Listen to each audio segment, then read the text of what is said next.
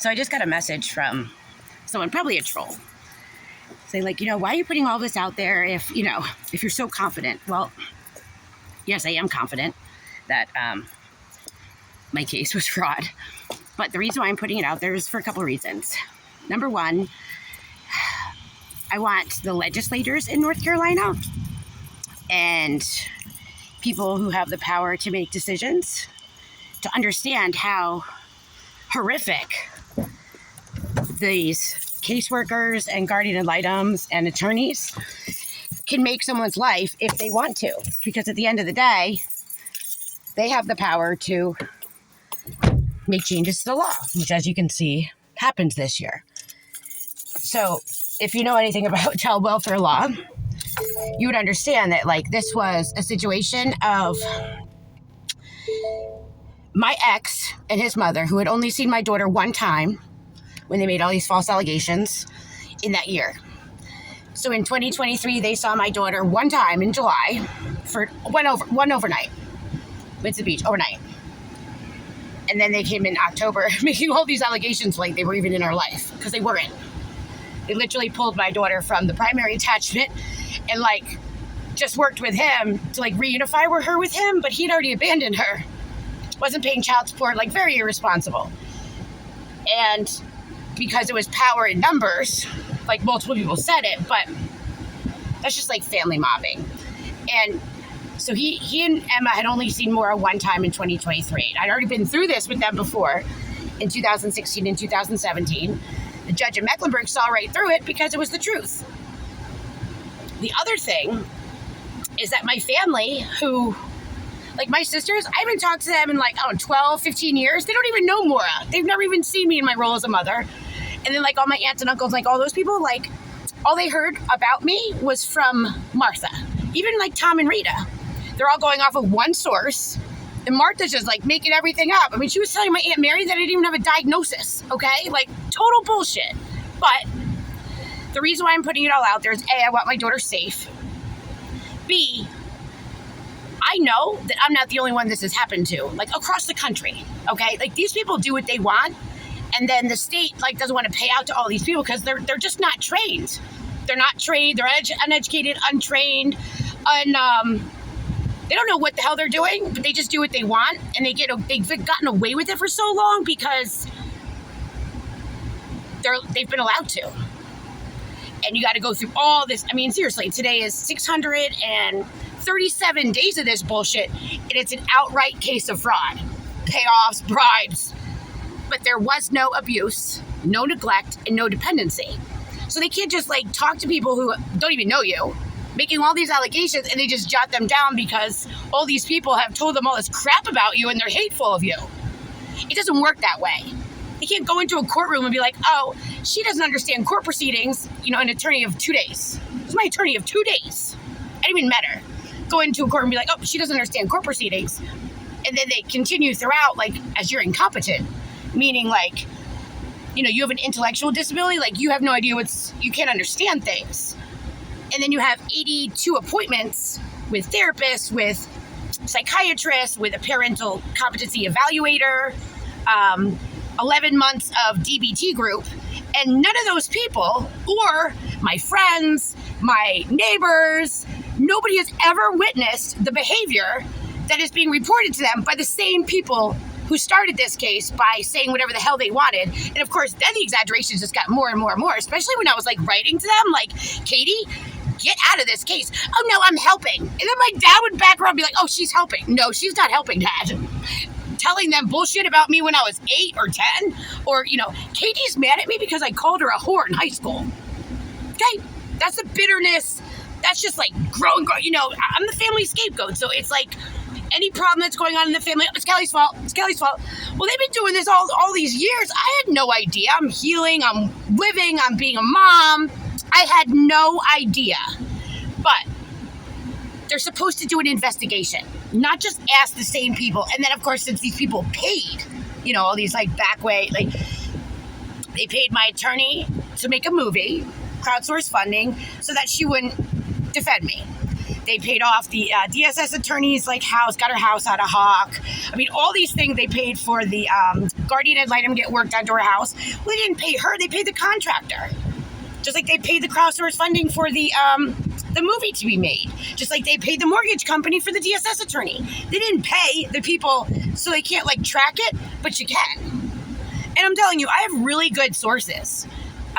You can't get any better than my sources. And my biggest thing is I want, these people literally almost killed me, because when you have 20 people coming at you saying you're doing something and you're not, you start to believe it.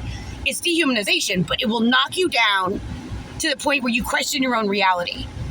And I want other parents to know, because I believe other parents, if there's not a case of child abuse, with injury, they should not be separating children and parents. They should not be they should not be setting a parent up with me.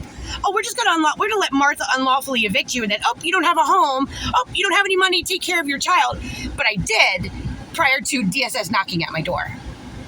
That's not how government's supposed to work. They're not supposed to do that.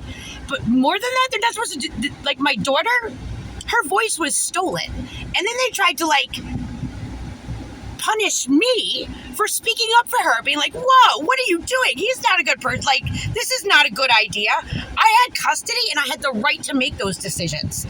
But they didn't like the fact that I didn't even make this whole game plan. Rachel Rushing and Sharon Laney, they made this plan, sent me to the hospital, made this plan. And I just said, no, I don't agree with your plan.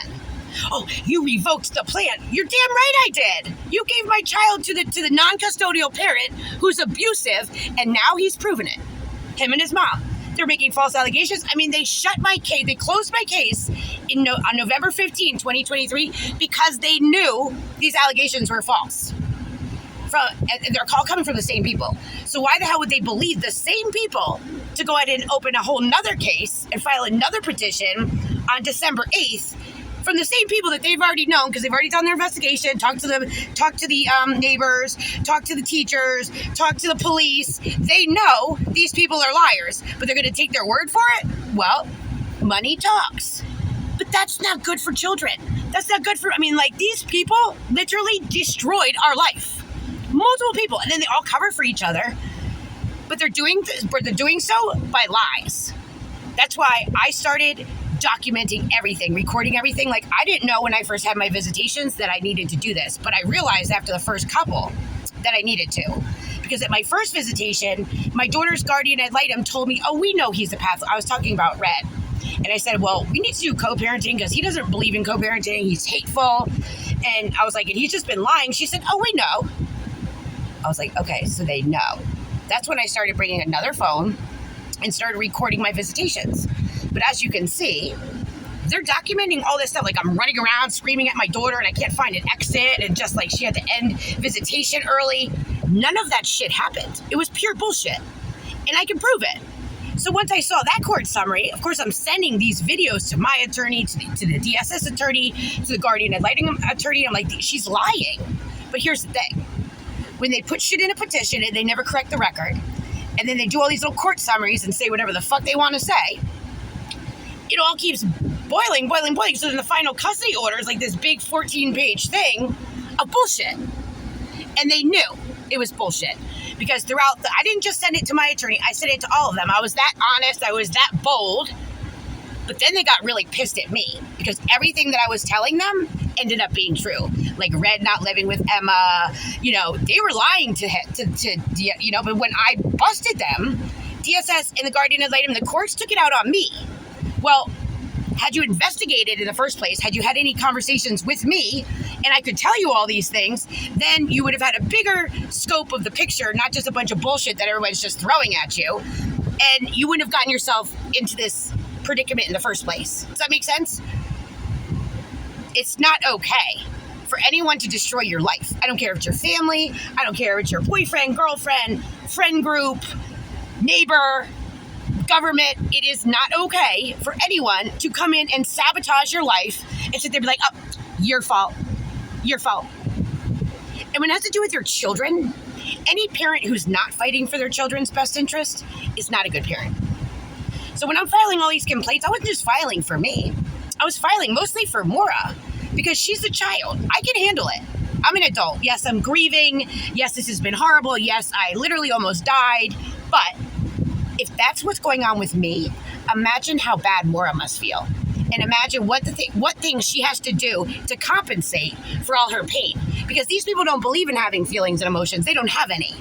So I can't imagine if she's acting. I have no idea the damage. And they don't want me to know. I know that because I filed in April I filed a motion for review to get at least visitation, contact with my daughter. I sat there all day in the courtroom in the hallway, and they said I didn't show up. They're blocking me from knowing how my daughter is. And if a child is thriving, like they said, and everything's all hunky-dory, the pink bedroom that doesn't exist, by the way, with the unicorns and lollipops, well, why wouldn't they want me to know that? If everything's so great, why don't they want me to know that? If her grades were good and everything's going so wonderful and you only hear good things, as my cousin Amy said, well, prove it. What's the problem? What's the problem? I'm her mother. I didn't lose my parental rights. They just took them from me.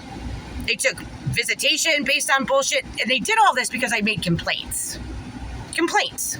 Well, I should make complaints. It's my right to make complaints. I should make complaints because what you're doing to my daughter was wrong. And that's a mother's job, to protect their child. That's like my duty with God, not them. But they're just trying to protect their jobs. They're trying to protect their boss. They're trying to protect their funds. And at the end of the day, they're putting kids in harm's way to do it. It's unacceptable. So that's to make a long story bearable, like my dad used to say, that's why I want to show how ridiculous this was. I mean, you can tell, all these attorneys have different times. My attorney did nothing. My first attorney, well, second one too, nothing. She typed out that 2-page document in February. That's the only filing she made. There was no arguments in the courtroom, nothing. Never defended me. The judge in my case didn't even know that I had legal custody of my daughter until halfway through the case. And then the DSS attorney was like, oh no, the case was closed. No, I had full custody and they knew it. So they're even hiding shit from the judge. But here's the thing. At that point, the judge knew. I think she knew before anyway that this is all bullshit. She had to have because, I'm in the court, I can speak, I testify. I mean, they know I'm not incompetent. But once the judge saw that this was a bogus case, which I already know she knew, she should have shut it down. That's her duty. Her duty is to make sure that everything's, right in the law is being followed, the child welfare law, the child's best interest is being considered, and none of that occurred. And it's not her job to cover for the state. It's her job to look out for the children. Not only that, you can tell by the time cards, when in 3 months there was 1 hour in the courtroom, how is there any testimony in a courtroom to tell the judge what is going on in the case for the judge to make a determination if there's no courtroom testimony? And the court summaries, that's their golden bullet. They can write whatever the hell they want. Well, that's called perjury and obstruction of justice because it's brought in, those court summaries are put into the case file as facts. So if there's no findings of facts when it comes to abuse, neglect, abandonment, and you have all these people just saying the same thing, but everyone's different. Red was saying I abused her. My mom was saying I emotionally abused her. But when you bring it back down to brass tacks, none of these people were in our life. None of them. They're clearly pulling shit out of their ass, and there was a financial gain for every one of them. Red didn't want to pay child support. Well, now they're getting Maura's check. My mom wanted to sell the house. Well, she made $100,000 on that house, although she sold half my shit in the house. I'm putting it out there for just those reasons. This was such a catastrophic system failure that we need legislature change, and we need money to back those bills so that these things are actually implemented in the county DSS offices. Because there's 100 counties in North Carolina, and every county is responsible for their own DSS. But then again, you have the corrupt counties. It's not everywhere, but in Union County is pretty damn corrupt. They got a whole lot of crazy shit going on there. And, if you have corrupt law enforcement, not all of them, corrupt judges, most of them, and corrupt politicians, most of them, you're going to have a problem.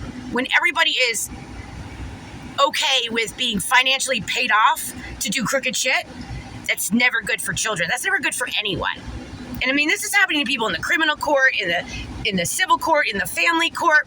It's crazy. It's crazy. But they put my daughter in harm's way. They developed a trauma. I mean, my poor baby is probably terrified. Terrified. I would be. These people took everything from her. I mean, I would be like, okay, whatever you say. But that's not a safe situation. That's coercive control. That's threatening her to be compliant. But that's being compliant for what they want, not for how she feels or not for what's really going on. It's sick, quite frankly. And a lot of people are involved in all this, and a lot of people were financially, they made money off of this. They made money off of my demise and my daughter's demise, and I'm sorry, but I should be talking about it. And then they tried to silence me. You can't talk about this on social media. Oh, because it's not good for Maura. What's not good for Maura is the fact that you took her mom away. You took her house, her property, her life, her ballet, her school, her beautiful life. You snuffed out her life because you got paid off, and then you don't want her mom to advocate for her or tell anybody about it? I have to tell people about it because that's how you got to get the word up to the politicians. Just one person saying it, but when I'm putting it all out there, I mean, anybody in their right mind, if you read that School of Government Abuse, Neglect, and Dependency Manual, you will see nothing was done by law, by guideline. This was a shit show. Shit show. And if it happened to me, it can happen to other people. It's just gross. It's like a bunch of bullies picking on someone who can't defend themselves. Because it was like me against all these people. People I don't even know. People I don't even know.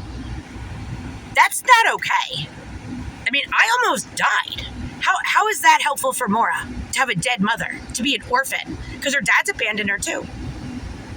Years ago, he abandoned her. Emma just wants a friend. Emma is so pathetic. She has no friends, but she treats children like they're adults.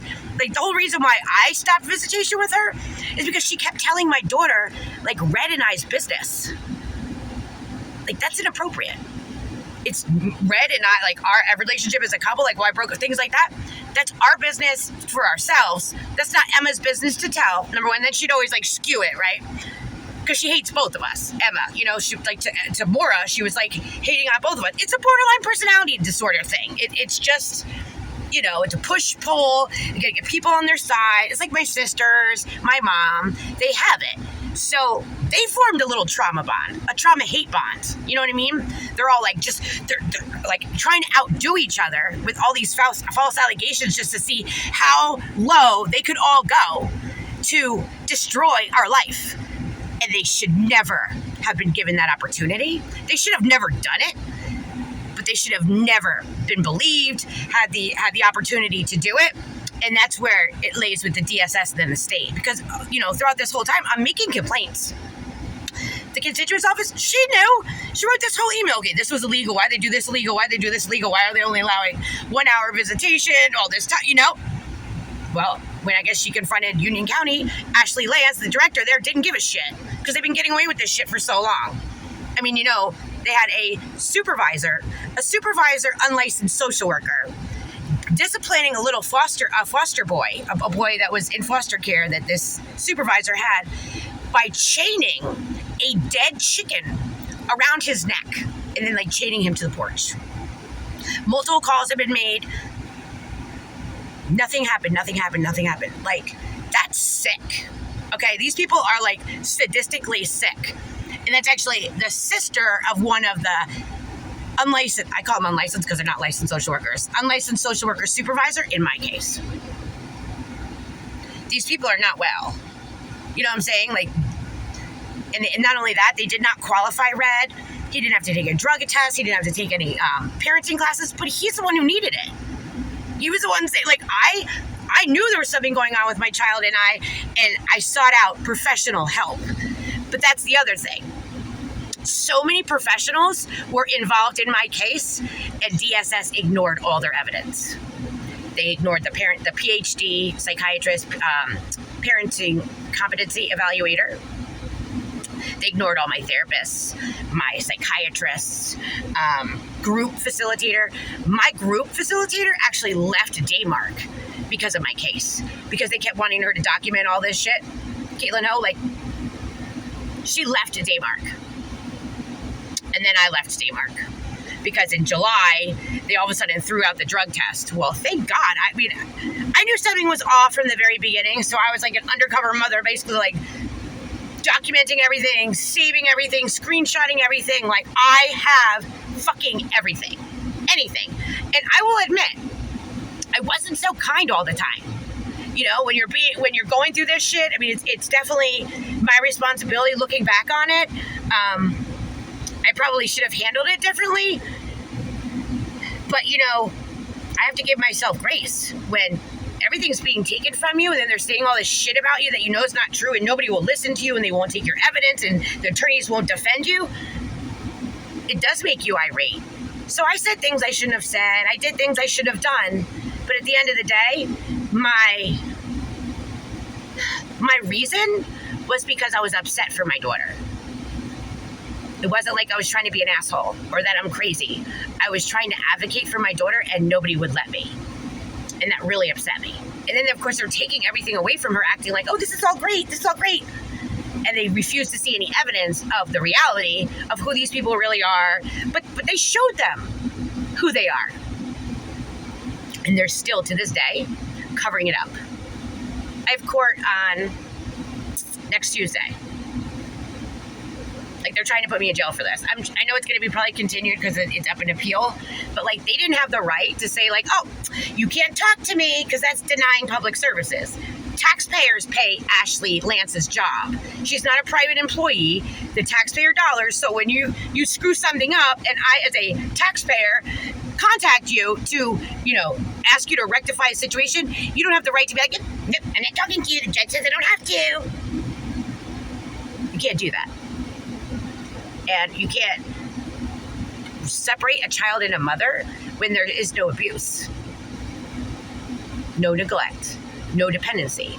Like, what they did to my daughter and I is almost like I had killed her sister or brother. Like, I'm such a dangerous mother.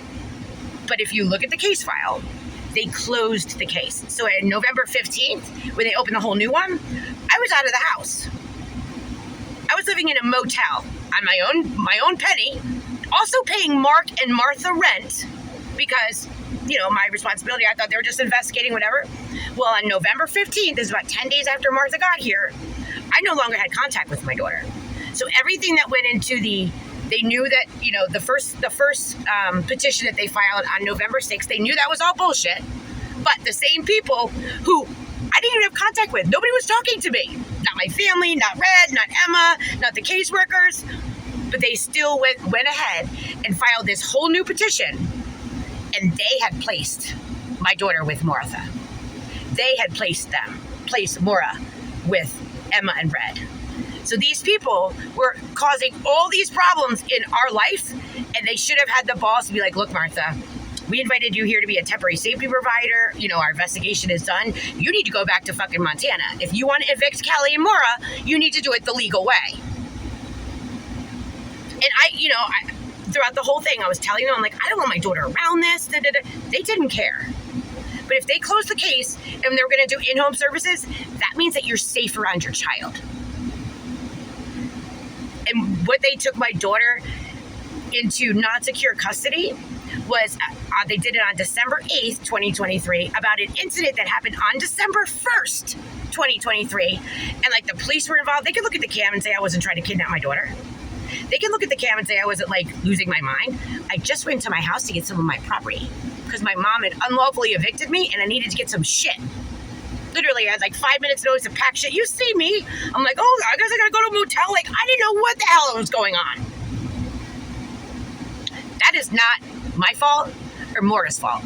I had no idea what these people were doing behind the scenes. I didn't know till later. And then I was in just like shock land. I mean, grief is an understatement. I'm surprised that I'm still able to get out of the bed every day, feed myself, exercise, and do what I need to do.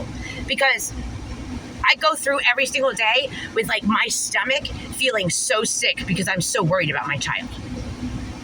These are not nice people. Red has a temper like something else. He's still drinking. It's scary to me. Drinking and driving. I don't want to lose my daughter. And I will just a pit in my stomach because I'll feel guilty about that because I didn't do enough. But here's the thing. I did everything they asked. I did everything I knew to do. I guess I just did too much. But at the end of the day, a good mother does too much when it has to do with their child's safety, their child's best interest. That's what our jobs are, to protect our children. So too much. So for the troll, 25 minutes later, that's why I'm putting everything out there. It was so bad. Catastrophic system failure on all ends. And there's just so much fraud, the Social Security fraud, the child support fraud, the payoffs, the bribes. Like this case, I already know it's being investigated, but it's serious because there's all different systems involved that all did their part, that it didn't play out well in the end. And like, I know the sheriff's deputies that took me to the hospital that day, they had no idea that what they were being told was bullshit. They did their job. But like Deputy Dobbins, she was the school resource officer for my daughter. She knew my daughter. Like, I want to cry just thinking about it. Like, this is not their fault. So when I put that out there, like, this is not their fault. They were doing their job, what they were told to do under false, they didn't know. But it ended up a child got hurt. So could you imagine? Imagine being a sheriff's deputy who, you know this child, you know the mother. I mean, they knew me. No school. And then you watch this go down. And they sent you to do their dirty work. And you just didn't know.